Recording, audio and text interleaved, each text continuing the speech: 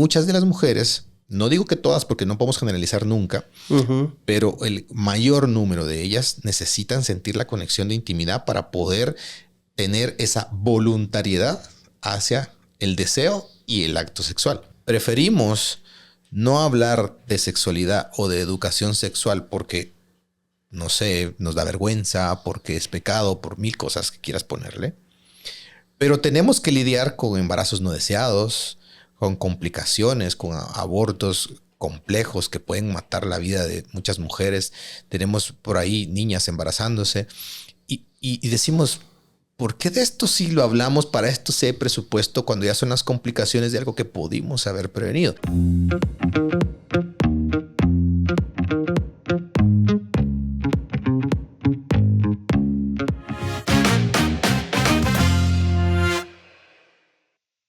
Hola, hola, bienvenidos a Alma Artesana. Mi nombre es Pablo Perdomo y el día de hoy cuento con el doctor Abner Santos, uroginecólogo y cirujano pélvico.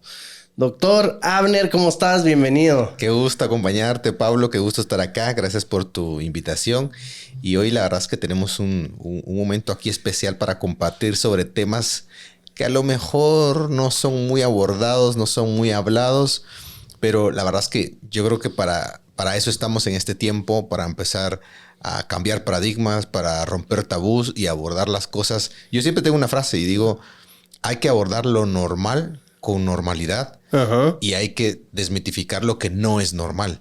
Porque de repente hay personas que consideran que hay cosas que es lo normal y no es normal y eso hay que cambiarlo. Y luego hay personas que hablar de lo normal les da mucha vergüenza o les da mucho tabú o morbo. Y creo que esas cosas tienen que... yo creo que estamos en el tiempo para que empecemos a cambiar ese chip de, ay, sí, todo es morbo, o todo esto es malo, o todo esto no es normal, ¿verdad? Entonces, al final, creo que yo como la especialidad que tengo me ha llevado a tener que abordar estos temas desde el aspecto profesional y de repente a veces es un poco difícil para quien lo escucha por primera vez decir, ay, ¿por qué están hablando de este tema? ¿Verdad? Pues antes de meternos a temas más profundos, uroginecólogo. Yo te decía atrás de cámara, es la primera vez que uso esa palabra o esa palabra o ese término compuesto. Háblame un poquito antes de tu especialidad, uroginecólogo y cirujano pélvico. O sea, ahí me estás hablando un poco a mí, que no tengo el background científico médico, un poco en japonés. Ok, bueno, te voy a decir más bien de dónde sale la subespecialidad, porque esta es una subespecialidad de la ginecología que en algunos países también, si llegas a ser urólogo, por ejemplo, o de la rama de urología, podés hacer esta subespecialidad que es específicamente en toda el área pélvica. Yo digo, la pelvis es todo lo que está entre el ombligo y el área genital externa. Pero esta especialidad, cuando nos enfocamos en la mujer, surge como una necesidad. Porque si miras el área pélvica femenina, vas a ver que hay tres estructuras, o bueno, no solo tres estructuras, pero hay, digamos, tres compartimentos que son manejados por tres especialistas médicos distintos. Entonces, por ejemplo, está la uretra y la vejiga, ¿verdad? Que usualmente la maneja el urólogo. Está lo que es vagina y tracto reproductivo, que generalmente lo maneja el ginecólogo. Y está la parte de recto y ano, que generalmente lo maneja el coloproctólogo. Entonces, al final, teníamos tres compartimentos dentro de un solo lugar que era manejado por tres especialistas que no se comunicaban. Cierto. Y entonces al final teníamos un gap ahí entre de los diagnósticos y tratamientos y los problemas que cuando se empezó a abordar el piso pélvico como unidad, o sea, al final sí, qué bien que hay tres especialidades involucradas en un área, pero como que el cuerpo no sabe, este es para el urólogo, este es para el ginecólogo, este es para el coloproctólogo.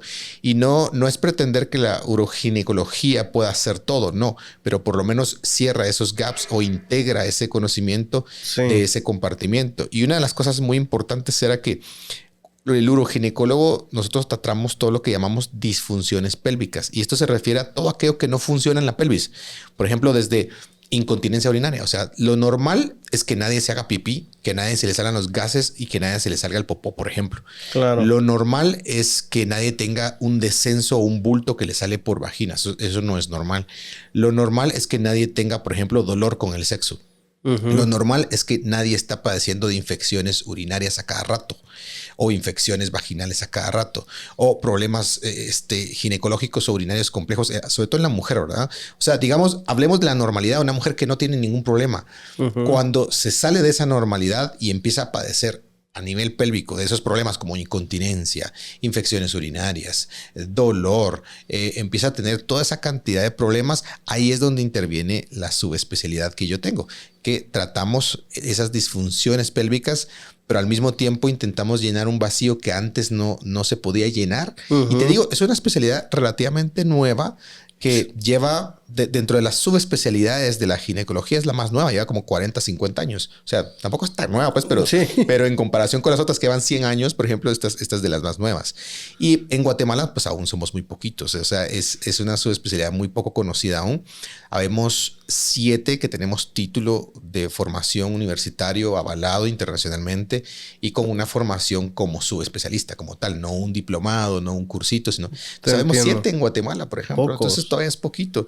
Pero es un campo, o sea, es como lo difícil. Es todavía muy poquito y es un campo que es impresionantemente amplio. Si uniste 3 especialidades, ¿no? Y entonces las personas que llegan a ti, ¿con qué problemas suelen llegar? ¿Con infección urinaria o con doctor no puedo quedar embarazada? O... Bueno, curiosamente hay un doctor muy famoso, que de nuestro campo es como, ¿qué te dijera yo?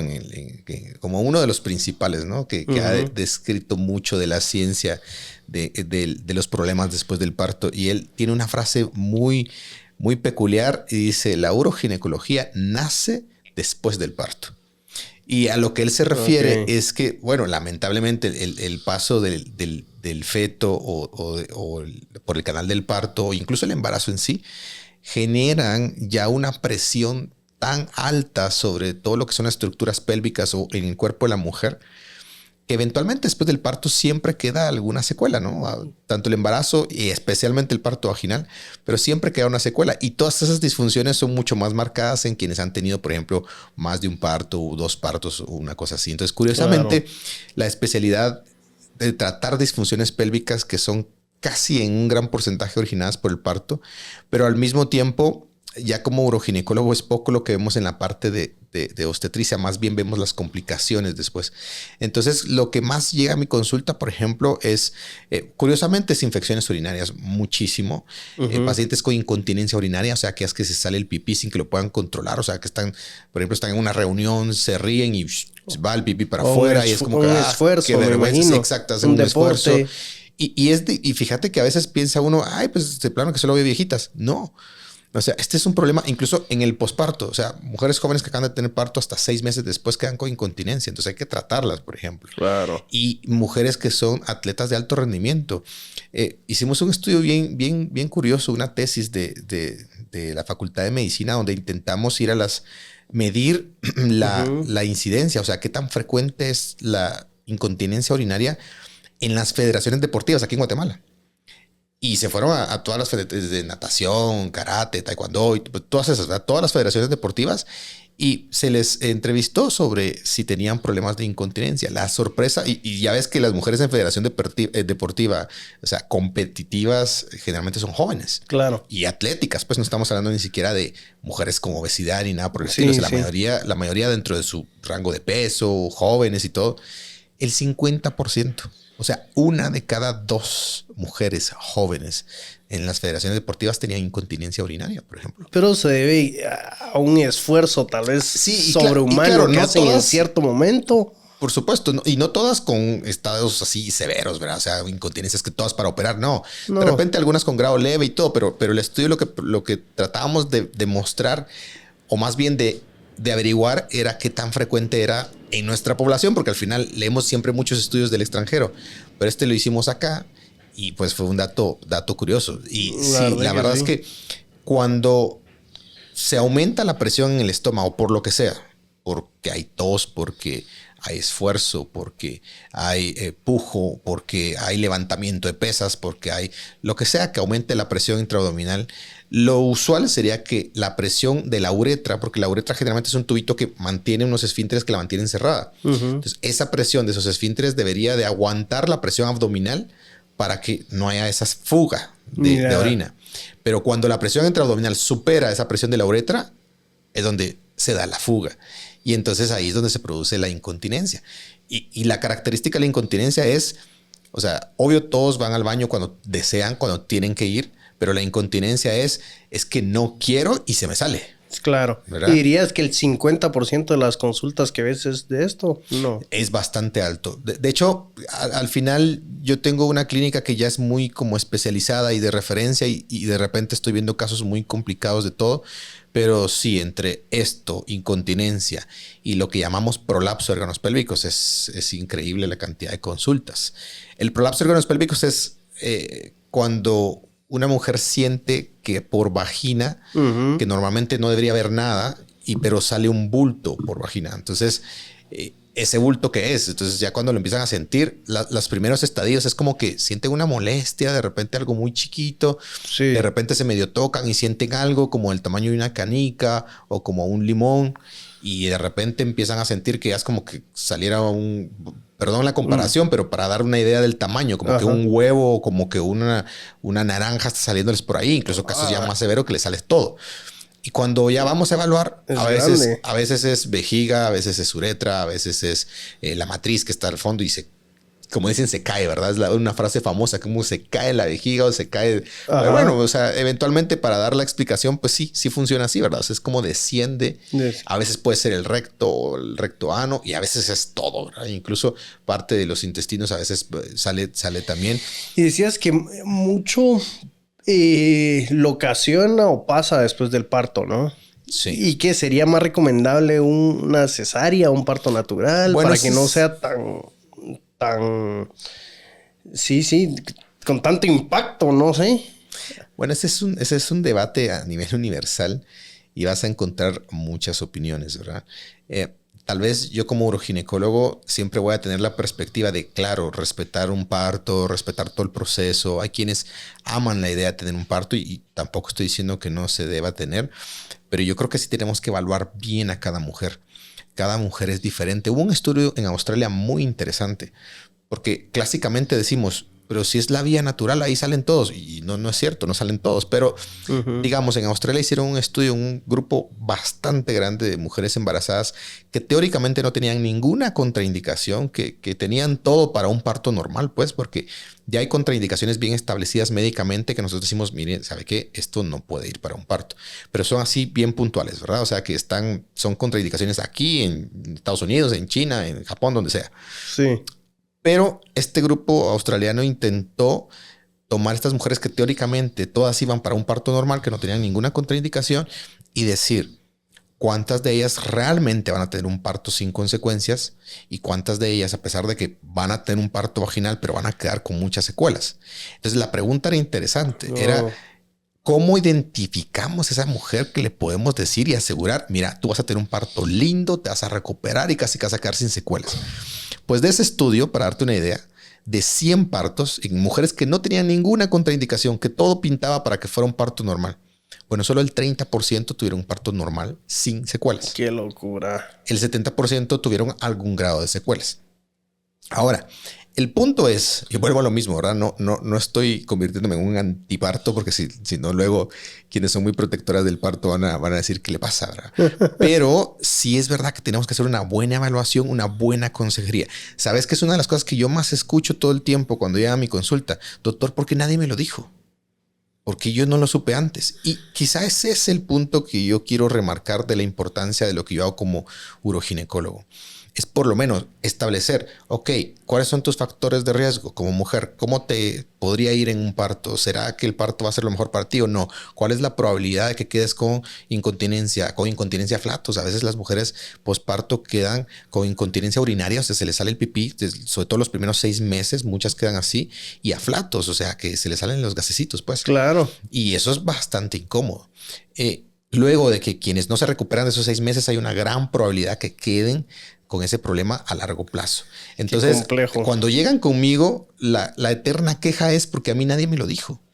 Y por ejemplo, ya cuando llegan incluso ya mayores, por ejemplo, que ya pasaron la etapa de partos y todo, ya llegan en la menopausia y ya llegan con problemas así bastante marcados, pélvicos, me dicen, ay, doctor, yo de haber sabido hubiera cambiado la vida del parto, ¿verdad? Entonces, sí, al final yo creo que es de tener esa información y que las mujeres puedan tomar su mejor decisión, porque totalmente respetable. Alguien que sueñe con tener un parto, por supuesto, claro que sí. Y además, no es solo el hablar mal ahora de las secuelas. De hecho, tenemos medidas para poder intervenir antes en el proceso del embarazo y por supuesto que posparto, rehabilitación y un montón de cosas. O sea, claro que lo que quisiéramos en el mundo ideal es evitar que haya una secuela o algo que tuviéramos que tratar. Pero aún así tenemos herramientas. Pero yo creo que la información es vital. Yo creo que como en todos los casos, pero en este particularmente, es que una mujer se empodere de su decisión. Y también han visto la cesárea como algo malo, ¿no? Como algo muy invasivo de... Seguro has escuchado la frase, no, va a ser parto, va a ser natural, va a ser natural. O... fue cesárea porque hubo una emergencia y venía el bebé volteado. Entonces, como que ya la cesárea cae dentro del cajón de emergencia médica. Y si tú haces cesárea porque quieres y no quieres el parto, es como no vas a hacer un parto natural. Eso es lo natural. Claro. Y yo creo que hay mucha confusión, tal vez por falta de comunicación. Fíjate, yo creo que eso es una de las cosas que la relación médico-paciente ha sido una de las relaciones más antiguas de la historia de la humanidad. O sea, porque desde que empezamos a existir como humanos empezamos a enfermar, por lo tanto desde ese momento tuvo que surgir alguien que aunque no se llamara en ese entonces médico, tenía que crear esa confianza, ¿verdad? Y al final yo creo que esa comunicación es importante que las pacientes lo sigan manteniendo con sus médicos, con su ginecólogo, de poder preguntar, de poder sentirse en esa libertad de entender por qué. Porque al final ningún médico, ningún ginecólogo quiere que pase algo malo, mucho menos en un parto, ¿verdad? Entonces yo creo que hay como dos cosas pasando al mismo tiempo.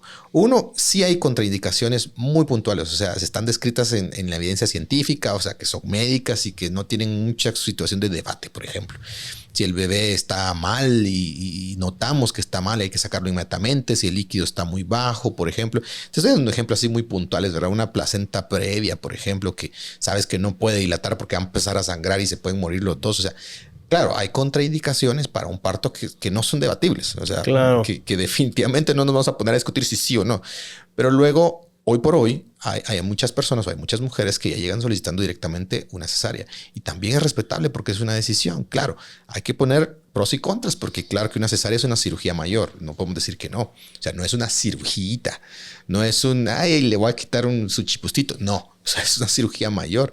Claro que hoy por hoy tenemos técnicas que lo hacen como que fuera ya algo muy, muy de rutina. Y luego está el miedo.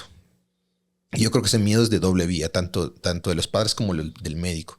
¿Qué es lo que pasa? Que, por ejemplo, si tú tienes una apendicitis, por ejemplo, o sea, se te inflama el apéndice y te tienen que operar, pues entendés que si no te lo quitan te vas a morir, ¿ya? Entonces, si hay alguna complicación o algo, pues entendías, ya estaba casi que por romperse y todo. Como que de alguna manera es más comprensible si hay alguna complicación o no. Pero cuando tú llegas, imagínate tú, papá, con tu esposa y tu esposa embarazada, y algo malo pasa, es que esa no se la perdonas, ¿me entiendes? Claro. O sea, es que esa no la dejas pasar.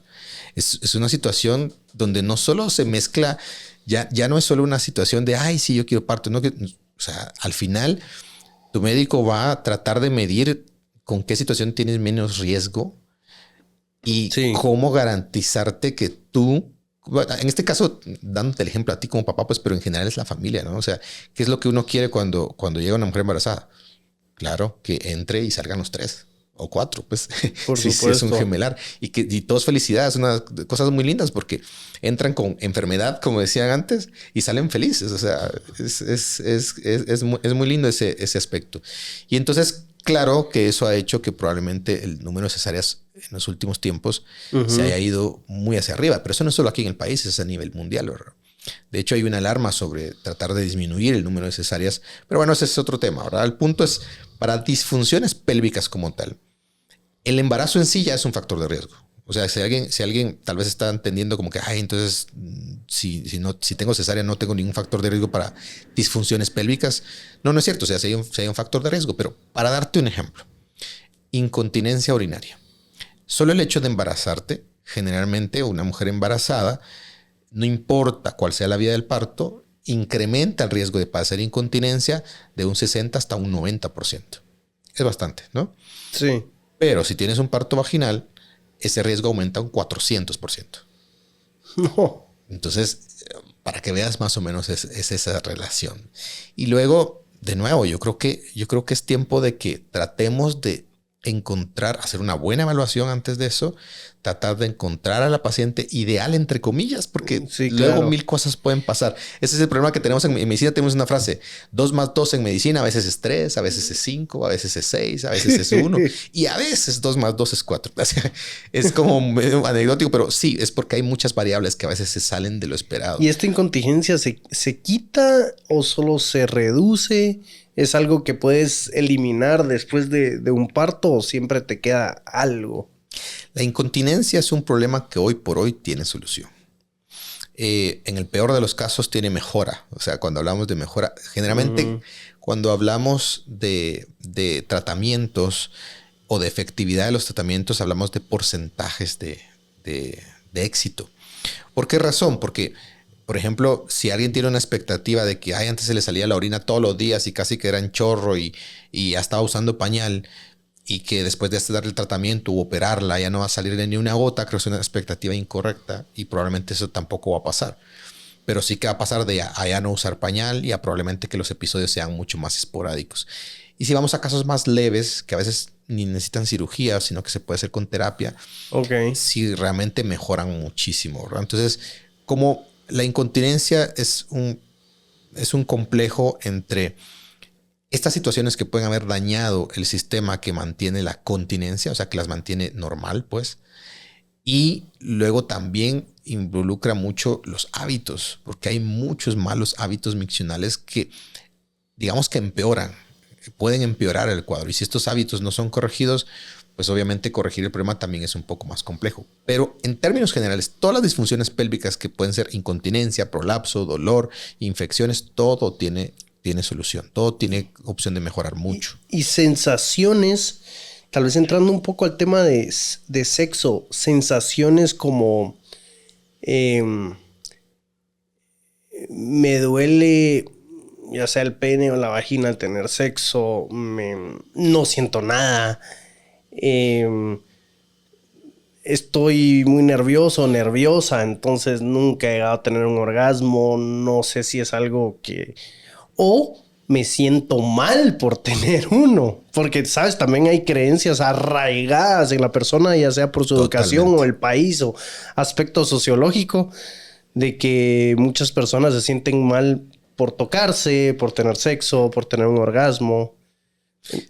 Totalmente. Yo creo que la sexualidad, primero, es uno de los pasos naturales, de los pasos evolutivos naturales más antiguos y que íbamos conociendo durante toda la existencia de la humanidad. O sea, de hecho, la sexualidad nace como un acto evolutivo donde necesitábamos la supervivencia como humanos. Claro. Y por lo tanto, creo que la naturaleza fue tan sabia de dejar algo que es muy placentero como con la probabilidad de reproducción. Si no, imagínate que no fuera placentero nunca, creo que ya nos hubiéramos extinguido como raza, ¿no? Probablemente. Entonces, sí. Al final, cuando lo analizamos desde ese punto de vista, todo lo que es la sexualidad inicia, claro, como un evento reproductivo, luego la parte cultural, religiosa y bueno, incluso familiar, te van poniendo un contexto.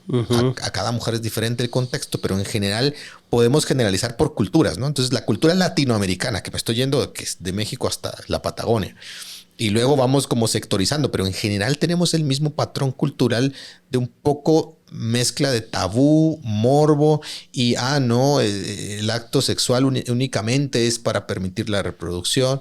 Y al final todos esos conceptos se nos van grabando en la cabeza. Claro. Directa o indirectamente. Y al final muchas de nuestras reacciones o de lo que paramos haciendo día con día, siempre es como subconsciente. Realmente no estamos tan conscientes de muchas de esas cosas.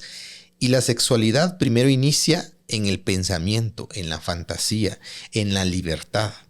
Luego se transforma en el acto físico. Y ya, claro, el acto físico también puede involucrar algunos aspectos que puedan necesitar mejora, sin importar la edad. Fíjate que lo que mencionabas, por ejemplo, de la anorgasmia, es bien frecuente. Creemos que es algo, un paso normal, pero yo te aseguro, de hacer una encuesta, todavía hay muchas mujeres que pueden decirte, no sé lo que es un orgasmo.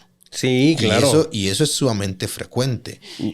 Yo tengo amigas de que es algo totalmente normal de que nunca han experimentado uno, a pesar de que tal vez están con una pareja activa sexualmente, de que él no se viene rápido y que es un periodo prolongado donde están teniendo sexo y que aún así no se viene, ¿sabes? Y incluso ha salido de ellas como que, bueno, tal vez no es algo físico y tal vez es algo mental o una emoción ahí atrapada que no me deja, pues, acabar y tener un orgasmo. Inclusive muchas de ellas me han mencionado como, es que me gusta, sí lo siento, pero como que no me logro concentrar, ¿sabes? Y suena un poco contradictorio, como que estás teniendo el acto, estás teniendo relaciones sexuales que tienes la mente en la oficina haciendo eso. ¿Cómo así que no te puedes concentrar? Sí, yo creo que hay mucho... El término médico se llama anorgasmia. Para definir ese evento. Y hay dos tipos de anorgasmia. Por ejemplo, está la anorgasmia primaria, que es esa mujer que nunca ha conocido un orgasmo. O sea, nunca lo ha tenido. Y esto es independientemente de la edad. O sea, eso te la puede decir alguien de 18 años, 19 años. Ay, no, yo no conocí un orgasmo. Y te lo puede decir una de 50. No, nunca ha tenido un orgasmo. Entonces, esa es la anorgasmia primaria. Y luego está la anorgasmia secundaria, que ya había experimentado algún orgasmo o que en algunas situaciones experimentó un orgasmo, pero generalmente o le cuesta mucho o de repente ya no. Uh-huh. Entonces, para analizar el porqué de eso, pues hay muchos factores, como te decía. Primero empieza toda la fantasía a nivel mental. Cuando ya estás en el acto, empiezan a entrar esos constructos sociales, socioculturales, religiosos, cuál es el pensamiento alrededor del sexo. Pero también puede haber causas físicas, mecánicas, como por ejemplo... voy a mencionar, por decir algunas: antecedente negativo en cuanto a relaciones sexuales, antecedente de trauma sexual. También puede haber alguna situación en específico que disminuya la lubricación. Hay enfermedades que disminuyen la libido. Okay. Hay enfermedades o hay medicamentos que disminuyen mucho la libido, por ejemplo. Y por supuesto, luego está también la parte del lenguaje de pareja o el lenguaje erótico, que puede ser muy distinto. No puede ser, es muy distinto en cada mujer. Entonces, por ejemplo, es clásico que las zonas erógenas más comunes para el conocimiento universal, uno puede decir, es en los senos, es en los pezones y es en el área de los genitales externos, o sea, en el área de la vulva, ¿no? Uh-huh. Y todo el mundo casi que se dirige a esos dos lugares inmediatamente porque conocemos que son los puntos erógenos, al menos los más comunes. Pero, oh sorpresa, muchos de los puntos erógenos en mujeres diferentes pueden ser totalmente fuera de esos lugares. Curiosamente, alguien puede ser la oreja, alguien puede ser el cuello, alguien puede ser la espalda, alguien puede ser... O sea, y muchas mujeres también tienen un lenguaje diferente para llegar a ese nivel de intimidad. No todas se van a ir en el sentimiento de únicamente quiero estimulación física y sexual, sino que hay unas que necesitan tener esa intimidad previa. Y preparar como el ambiente también es importante, ¿verdad? Porque muchas veces estamos acostumbrados a que el acto sexual generalmente es como medio reactivo, es el momento, se da en un solo sitio, uh-huh. o pasa de una manera como muy mecánica y automática. Y a veces sí, a veces eso puede funcionar, pero muchas veces se necesita, tal vez no es planear la palabra, pero sí generar un contexto. Porque al final, si vamos a entender la sexualidad desde la perspectiva hombres y mujeres, vamos a encontrar muchas diferencias. Fíjate, te pongo solo un ejemplo. Usualmente para lograr un pene erecto se requiere alrededor de 80 mililitros de sangre, ¿sí? para lograr esa erección. Okay. En la mujer, para lograr la erección de toda el área genital y el clítoris, que es todavía como tan grande o más que los cuerpos cavernosos del pene del hombre, se necesitan casi 400 ml para lograr alcanzar esa estimulación. Entonces, ves ahí la diferencia, ¿verdad? Entonces, incluso la parte de estimulación no va a ser igual en uno. O sea, en el hombre es mucho más mecánica, mucho más puntual, mientras que en la mujer no. Sí. Necesita mucho más tiempo, por ejemplo, algunas cosas. Y muchas veces las relaciones se tornan un poco monótonas, así como que, bueno, de la misma forma, en la misma posición, o tratamos de hacerlo todo en el mismo tiempo cuando tenemos esas divergencias en entender que la fisiología del ciclo sexual, le llamamos, en la mujer es diferente al ciclo sexual masculino. Y muchas de las mujeres, no digo que todas porque no podemos generalizar nunca, pero el mayor número de ellas necesitan sentir la conexión de intimidad para poder tener esa voluntariedad hacia el deseo y el acto sexual. Mientras que el lado del hombre a veces no se necesita eso. ¿Sí? Sí, operamos muy diferente. Escuchaba la vez pasada un podcast que hicieron una encuesta que le preguntaban a los hombres, cuando te imaginas tu novia o esposa siendo infiel, ¿qué te imaginas?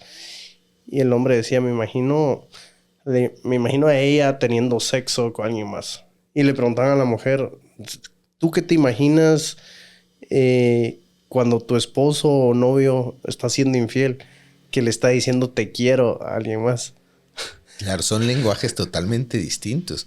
Y a veces, yo te digo, la parte que a mí me toca cuando evalúo disfunción sexual, que es, la palabra disfunción siempre pone así como que el término médico y uno dice, ¿qué será eso? Bueno, hablar de disfunción sexual es todo aquello que haga que no se disfrute el sexo, por lo que sea. ¿Sí? Puede ser desde falta de deseo, falta de lubricación, dolor, etc. Pero todo aquello que haga que el sexo no sea placentero. Eso es disfunción sexual. Entonces a mí me toca que abordarlo mucho porque las disfunciones pélvicas, o sea, la incontinencia urinaria, el prolapso de órganos pélvicos, el dolor con las relaciones sexuales, porque pueden tener desde infecciones urinarias, vaginismo. Voy a mencionar palabras ahorita no para que las entendamos, pero para que veas que hay mucho de un proceso de sí enfermedad que puede participar. Entonces tenemos que entrar a conocer también la parte de sexualidad desde el aspecto placer, no solo desde el aspecto reproductivo. Sí. Porque hoy por hoy también tenemos que hablar de sexualidad como un elemento importante de la salud global. O sea, hemos conocido estas definiciones de qué es la salud. No solo es la ausencia de la enfermedad, sino la plena satisfacción de la vida. Bueno, las definiciones ahí están en la OMS claras y podemos tener muchas en cuanto a salud.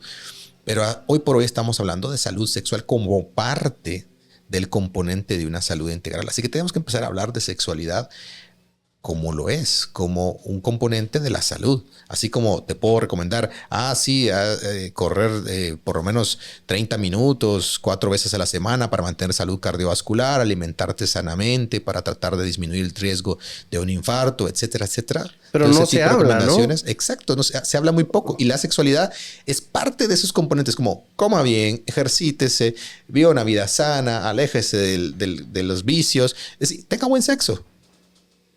Ese también es un componente de esa salud global. Y no se habla especialmente en un país como Guatemala, ¿no? ¿No sientes tú un país conservador, un país donde en la educación existe, siento yo, como el antisexo, esa antítesis de que no vamos a hablar de esto, como que es algo que no pasa? No sé si es por pudor, por miedo, por creencias religiosas. Pero estas conversaciones de sexo, incluso donde es bien importante que se den como en los colegios y en los hogares, la gente suele como que tratar de no verla. Yo creo que es esa dicotomía entre debatirnos entre lo que creemos que es correcto y entre lo que pasa. Y no asumir las cosas. Porque preferimos no hablar de sexualidad o de educación sexual porque, no sé, nos da vergüenza, porque es pecado, por 1000 cosas que quieras ponerle. Pero tenemos que lidiar con embarazos no deseados, con complicaciones, con abortos complejos que pueden matar la vida de muchas mujeres. Tenemos por ahí niñas embarazándose y decimos, ¿por qué de esto sí lo hablamos? Para esto sí hay presupuesto cuando ya son las complicaciones de algo que pudimos haber prevenido. Yo creo que es una dicotomía ahí entre nos debatimos, entre que es correcto o no es correcto, y al final paramos haciendo algo mucho peor que lo que debiera haberse hecho. Y yo creo que como sociedad, no hablo en particular, ni siquiera de Guatemala solamente, pero como sociedad creo que tenemos ese debate emocional, esa... No quiero decir hipocresía, porque a lo mejor no es hipocresía, pero sí tenemos ese debate dentro de lo que creemos que es correcto y entre lo que realmente está pasando. Y a veces preferimos hacer ojos ciegos a lo que está pasando porque tenemos mucho miedo de que lo que creemos que es incorrecto lo empecemos a hacer porque nos vamos a sentir mal o malos. Y yo creo que ese es el debate que tiene que empezar a cambiar. Hablar de sexualidad no es malo, no te hace ver mal, no te hace peor. Para mí fue un debate bastante significativo interno cuando empecé a hablar de sexualidad femenina, porque tengo dos barreras enormes, ¿no? O sea, el país, como tú lo dices, la cultura, donde somos muy cerrados a hablar de esto con libertad. Y segundo, que soy hombre y cualquiera puede decir, bueno, ¿y por qué está hablando de sexualidad cuando él es hombre? Y es mucho más aceptado si viene de una mujer, por supuesto. Ahora, claro, yo lo hago desde mi perspectiva profesional, desde donde tengo que hacerlo, desde donde puedo hacerlo. Es más, no solo es como que sea una idea de buena onda y yo quiero hacerlo porque me nace del corazón. No, es porque es parte de lo que tengo que tratar, porque es parte de la definición de salud y muchas veces es parte de lo que tengo que ayudar a una mujer o a una pareja a resolver. Porque al final, el tema de sexualidad involucra a la pareja, ¿verdad? Por supuesto. Cuando está la pareja. A eso que iba mi próxima pregunta. Tú mencionaste pareja, ¿ok? 2 personas. Y hablemos de cosas que yo he escuchado que pueden ser antinaturales. Como la masturbación, como el sexo anal. O seguro hay más cosas. Pero esto dentro del campo médico, ¿cómo entra? ¿Como un proceso normal? ¿Algo que pasa? Algo que no es aceptado, algo que no es bien visto. Mira, como todo, siempre hay como 2 grupos. Está el grupo que tiene algún problema físico secundario a lo que está haciendo y el grupo que no tiene ningún problema físico o médico secundario a lo que está haciendo. Si hablamos del grupo que no tiene ningún problema, yo creo que una de los puntos más importantes en cualquier cosa que se decida hacer en sexualidad es el consenso mutuo. Si hay consenso mutuo, cualquier cosa es libre. O sea, la sexualidad es de exploración y no hay algo como que sea prohibido o peor o menos saludable. Claro, te estoy hablando de una pareja que no tiene problemas médicos o de salud, pero luego vamos al siguiente grupo, al grupo que pueda tener algún problema específico de salud, por ejemplo. Alguien que está teniendo infecciones, alguien que tiene una enfermedad de transmisión sexual, por ejemplo, alguien que tiene múltiples parejas y no usa protección y que de repente está poniéndose en un riesgo muy enorme. Entonces aquí las recomendaciones cambian, por ejemplo. Claro. Lo que es el sexo oral es parte del acto sexual que tiene que ser respetado. De nuevo, vuelvo, el consenso mutuo es lo más importante.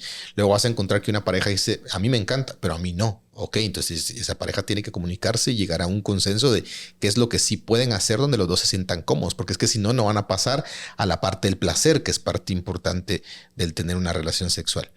Y por el otro lado está la parte física y mecánica de si hay algún problema. No es lo mismo dar una recomendación de sexo anal, por ejemplo, a alguien que tiene un anismo, te voy a decir que es una enfermedad a nivel anal donde hay mucho dolor y genera un problema que probablemente nunca va a acceder ni tolerar que sea un sexo por esa vía, o a alguien que está con un problema, por ejemplo, de una enfermedad venérea que está pidiendo sexo oral a su pareja y le va a decir, obvio, ¿no? Entonces, ese tipo de condicionantes es lo que hace que nosotros, desde el punto de vista médico, decidamos dar alguna recomendación o no. Entonces, en general, lo que vamos buscando es la salud, ¿no? Y en la parte de sexualidad también tenemos que buscar ese componente de la salud. Entonces, cuando vemos un factor de riesgo, tenemos que dar una recomendación. Por ejemplo, alguien que tiene muchas parejas, múltiples parejas, que no es la única. Entonces, obviamente, no vamos a juzgar eso no tiene ningún problema, pero sí vamos a decir, bueno, entonces protégete nada más. Porque hay una frase chistosa que usa un médico, no me acuerdo quién es, pero la frase es tan chistosa, dice... protégete siempre porque el amor se va, pero el HPV, que es el virus del papiloma humano, se queda. Y es totalmente cierto. A veces cuando estamos en una relación de pareja, En el momento, si es estable la relación, pues perfecto. Y si no, pues en el momento de la intimidad sexual y todo es como una situación pasional donde muchas veces no pensamos más allá de lo que pueda llegar a pasar después del acto sexual. Y ya no hablamos solo de embarazo, porque yo creo que muchas de las mujeres hoy por hoy saben perfectamente cómo cuidarse del embarazo, a pesar de que estamos en un país donde esa educación es muy baja.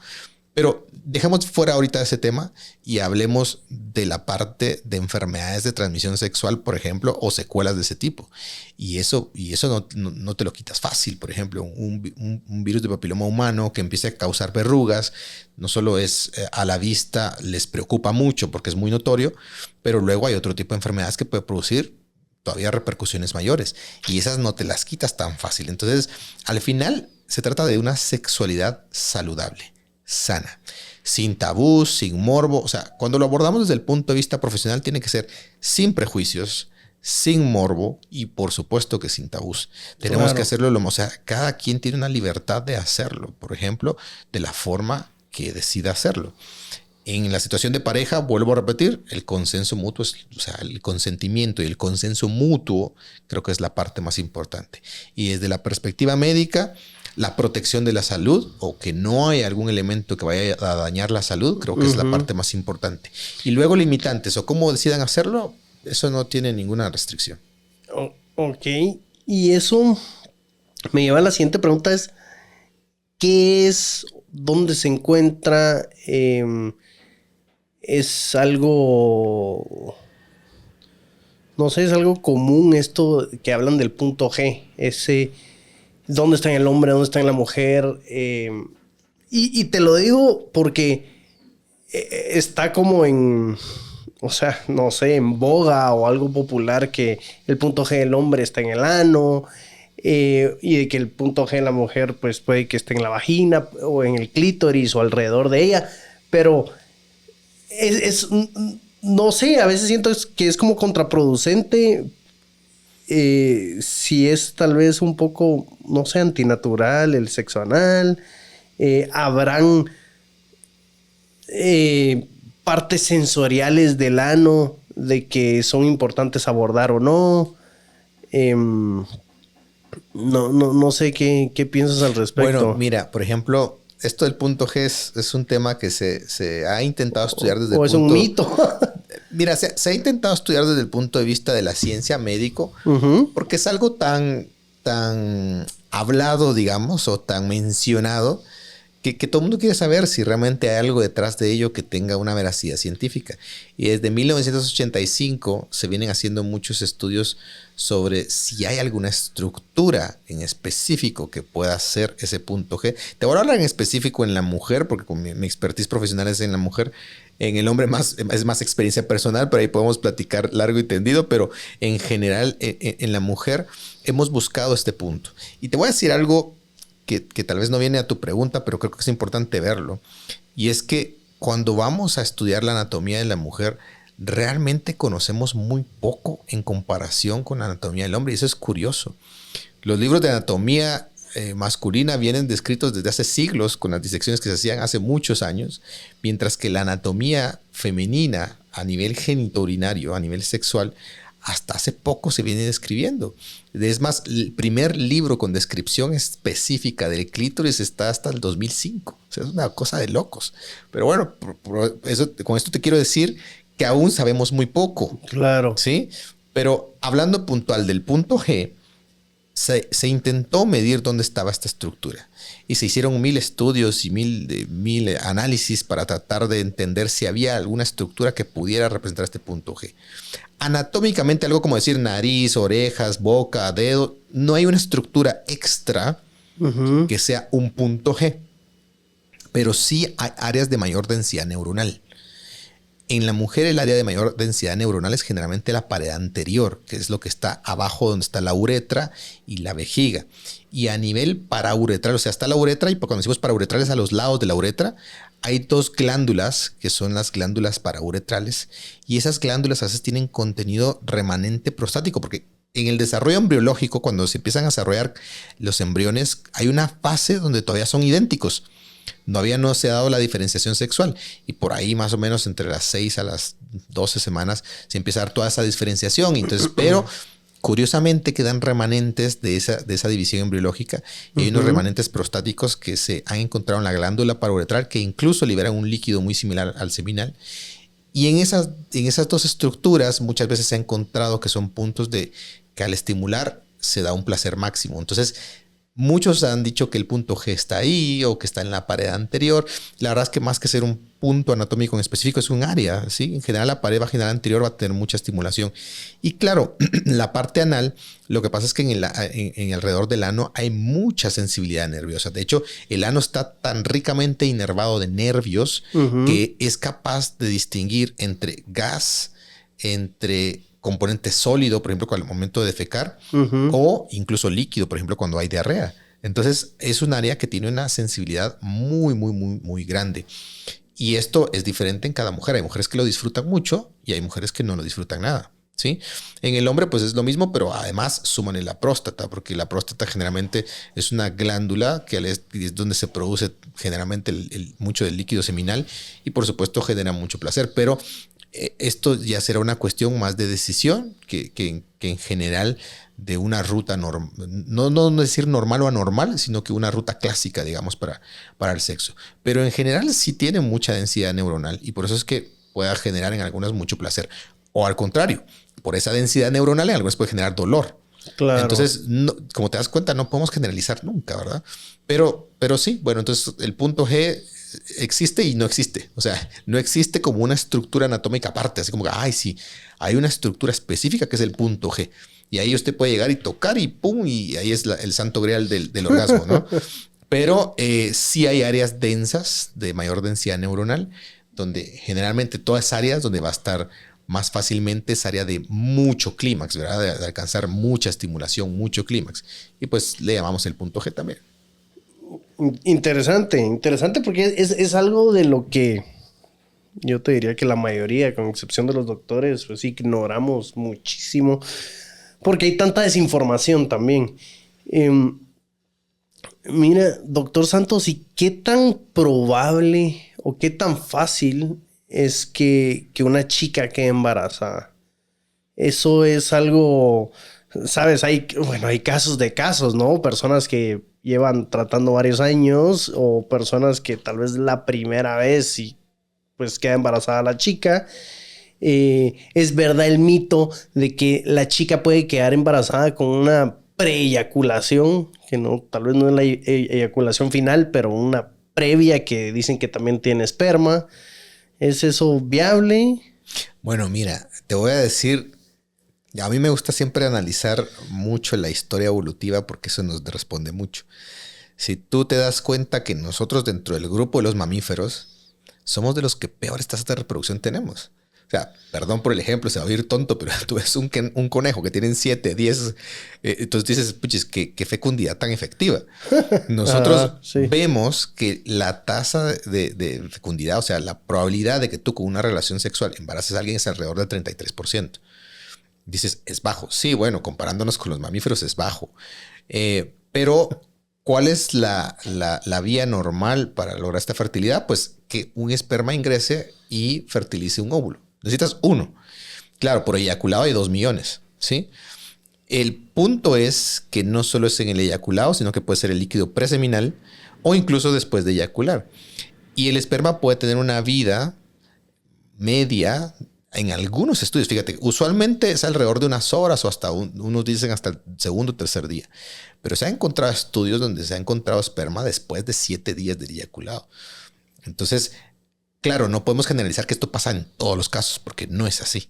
De hecho, las tasas de infertilidad están subiendo enormemente en el mundo. O sea, tan es así que hoy es más frecuente que tú en tu grupo de amigos encuentres más personas que les está costando tener un bebé que personas que quedaron embarazadas muy fácil. Cierto, ¿sí? Cierto. Y eso está pasando totalmente. Ahora bien, no le digamos esto a un adolescente porque si no puede ser peligroso. Sí. Puede ser peligroso. La verdad es que sí, claro, si vamos al mundo de las probabilidades, una relación sexual tienes un 33% de riesgo de quedar embarazado. Dices, es baja. Sí, pero un 33%. O sea, igual es increíblemente significativo si no lo estás buscando. O sea, el quedar embarazado con tu pareja es de las cosas, bueno, la mujer embarazada es de las cosas más lindas que puede pasar cuando tú lo estás buscando. Claro. Y es de las cosas más terroríficas, porque te digo que lo veo mucho, de las cosas más terroríficas cuando no lo estabas buscando. Entonces al final es, sí, solo con el líquido preseminal se puede quedar embarazada. Aún el famoso coitus interruptus, ya que eyacula afuera, también puede quedar embarazada porque en el líquido preseminal puede ir espermatozoides. Ahora este líquido preseminal lleva una cantidad menor de espermatozoides, me imagino. No viene tan cargado como el líquido cuando eyaculas. Sí, claro. O sea, cuando hablamos de reproducción, digamos ya en parejas que están buscando reproducción, queremos condiciones ideales, ¿verdad? O sea, una buena cantidad de esperma, una buena cantidad de eyaculado. Queremos que incluso ese eyaculado llegue lo más lejos posible, porque al final no solo es que eyacule, sino que los espermas tienen un trayecto que recorrer. O sea, la primera barrera es la vagina, que con la acidez mata la gran mayoría de espermas, por ejemplo. Luego el moco cervical, que a veces no deja que avancen. Luego de que avanzan por el canal cervical, tienen que pasar otro periplo para llegar hasta donde está el óvulo, si es que el óvulo ya está en la cavidad de la uterina o todavía están viajando por las trompas. Entonces al final sí es un proceso bien complejo, ¿verdad? Bien complicado. Claro. Lo que quiero decir es que si bien las tasas de reproducción en el humano son relativamente bajas, pues solo necesita un esperma. Sí, un esperma. Entonces, si andan buscando embarazo, pues no hay problema. O sea, hay que intentarlo. De hecho, los días más fértiles, o sea, ya vamos recomendando cosas específicas para lograr el embarazo. Pero quien no quiere quedar embarazado, pues sí, solo se necesita un esperma. Entonces, la verdad es que a veces con cosas muy, muy sencillas sí puede llegar a pasar, ¿no? Y entre esas cosas específicas, para que la persona, la chica, quede embarazada, me imagino que también, además de los días donde está, pues, en sus días más fértiles, me imagino que recomiendan ustedes posiciones o temperatura del cuarto, no sé. Porque no solo es de que el pene entre, eyacule y ya quede embarazada. Seguro hay una variable de calor, tal vez, o una variable de posición que puede hacer que la probabilidad sea más alta. Bueno, fíjate que si hablamos de embarazo como tal, lo de las posiciones y todo eso, la verdad es que tienen muy poca relevancia. Ah, ok. Casi no intervienen significativamente. Cuando hablas de placer, ahí sí cambia mucho lo de las posiciones. Porque hay quienes puedan tener situaciones donde tienen dolor, por ejemplo. Yo tengo pacientes que tienen infecciones urinarias recurrentes. Y ese famoso área que te decía de mayor densidad neuronal, para ellas es dolor. Entonces, con ellas buscamos posiciones donde el pene erecto se aleje de generar fricción directa debajo de la vejiga. Entonces, que se dirija como hacia la pared posterior. Por darte unos ejemplos. Para fines reproductivos, lo de las posiciones, sí, no, pasa más al lado de los mitos. Es como cuando me dicen, doctor, ¿con qué posición logra un niño o una niña? Yo, híjoles. Bueno, sigan probando y si lo logran me cuenta, porque no hay algo definido para eso. Hay un montón de mitos y eso lo vas a escuchar, que la abuelita que te dicen esto, que no, que si intentas esta posición ahí te sale niño, o esta te va a salir niña, o con esta se embaraza mejor. Pero no, realmente con eso sí no tenemos evidencia científica para decir que una u otra posición van a cambiar el resultado reproductivo. No, ni de cerca. Y de buscar sexo, menos, porque es una cuestión genética. O sea, si tu esperma llega a un XX, vas a tener una niña. Si llega a un XY, vas a tener un niño. Entonces es una cuestión genética que no se va a modificar tan fácilmente por una posición a la otra, ¿verdad? Ok. Entonces, para fin reproductivo, sí no. Y para fines de placer, ¿existe evidencia de alguna posición sexual que dé más placer por cómo está entrando el pene o la posición de la mujer? Ya sea, como tú mencionas, que le pega a una pared o que hace un roce especial con el clítoris. Eso va a depender de tu pareja. Ok. Y creo que mencionabas esto y no sé si tal vez no lo discutimos en su momento, pero cuando hablabas de la masturbación, por ejemplo, uno de los elementos que yo encuentro más importantes cuando abordamos el tema de sexualidad en pareja y de placer en pareja es que muchas veces la pareja no tiene ni idea qué le gusta a su mujer, a su esposa, a su pareja, ¿no? Y muchas veces me doy cuenta que el problema no es solo la comunicación. Tampoco ella se conoce. Correcto. Sí, ella tampoco sabe en ese momento qué le gusta. Entonces, se vuelve una cosa como muy complicada porque se vuelve una cuestión de juego de expectativas y yo siempre digo que una de las peores cosas en la vida es la expectativa y sobre todo la expectativa incorrecta. Entonces se vuelve una idea de, bueno, ese hombre tiene que saber. La mayoría sabe que eso no es cierto, pero bueno, algunas todavía querrán que sea así. Sí. Y el otro no tiene ni idea de que le gusta a ella. Entonces, y ninguno de los dos se atreve a dar el paso de decir, ¿sabes qué? Fíjate que eso no me gusta. Ajá. De repente solo que sea algo así como muy, muy relevante. Por ejemplo, alguien que de verdad tenga aversión al sexo anal y cuando llega por ahí dice, no, eso sí no. ¿Verdad? Pero si no, de no ser eso, digamos, ya hablando de cosas de placer, no se atreven a decirle, tócame acá, o mejor dame un beso acá, o algo por el estilo, ¿no? Entonces, lo de las posiciones es más o menos la misma historia. No hay una que sea mejor que otra, porque todas las mujeres son distintas. Entonces, ahí se trata de conocimiento y empieza con el autoconocimiento, que muchas veces es a través de la masturbación que se puede obtener. Y luego, la comunicación hacia la pareja de ese autoconocimiento. Si viene el otro muy experto, muy salsa, yo sé cómo funciona aquí la cosa, y dice la otra, no, ahí no me gusta. Y dice, ok, entonces tiene que haber esa comunicación de pareja. Uh-huh. De la que está comunicando para decir, esto me gusta, y el otro ser receptivo y tranquilo. O sea, no significa, eso no tiene que ser un ataque a la masculinidad. O sea, de hecho tenemos que estar muy abiertos a entender y a escuchar el lenguaje erótico de cada mujer para poder tener una sexualidad placentera. Al final no es una cuestión de satisfacer únicamente al otro, se trata de una relación, se trata de sentir un placer en pareja. Te parecerá curioso, pero hay muchas mujeres que pueden no llegar al orgasmo y haber tenido una relación sexual muy placentera.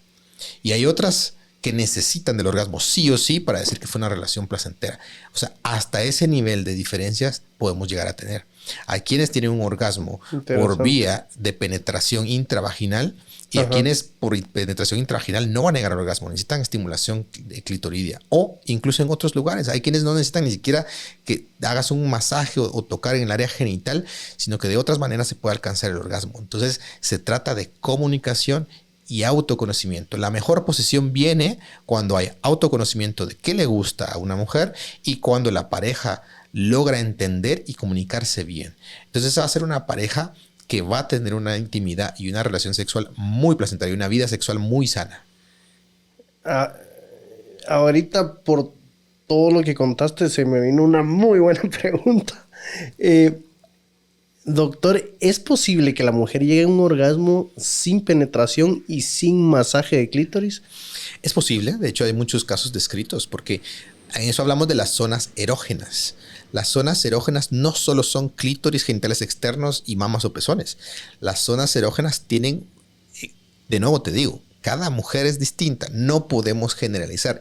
Yo creo que el principal mensaje aquí es que cuando hablamos de sexualidad sana o placer, se trata de exploración, no se trata de conocimiento. Yo creo que a veces el problema es que todos creemos que conocemos lo que tenemos que hacer o que todos los casos va a ser lo mismo.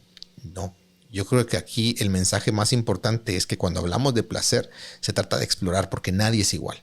Incluso una mujer puede cambiar en un lapso de 5 a 7 años y lo que antes era placentero para ella resulta que ahora ya no es tanto, ahora le gusta más otra cosa. Entonces al final tenemos que estarnos reencontrando, reconociendo y recomunicando cada cierto tiempo, porque esos cambios es normal.